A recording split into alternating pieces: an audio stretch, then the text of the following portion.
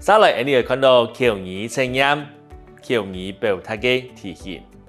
呢種題型呢，又分為短呢同長嘅兩種題目，睇可以用6到7句話來回答。準備嘅時間要30秒。你就等題目嘅指示用客話來回答問題。比如講，想要買一台新嘅電腦，唔過錢唔啦，唔會樣嘅同屋企人參詳。一下人再想看啊，按樣來回答。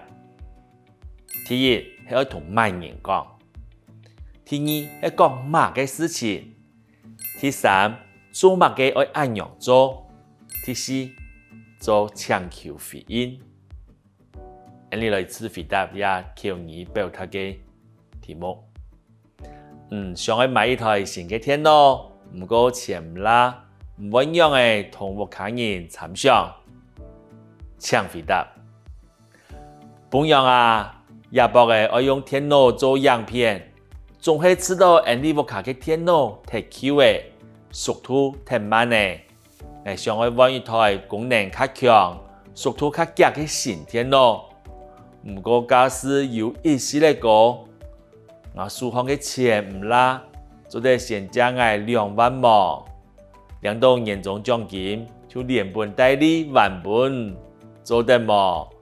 拜託啦，按字寫。第二內容導向，你就得用有客話嘅貼真詞，比如講也博嘅，總係唔啦。做得冇？樣講出來嘅建議就切有客家味。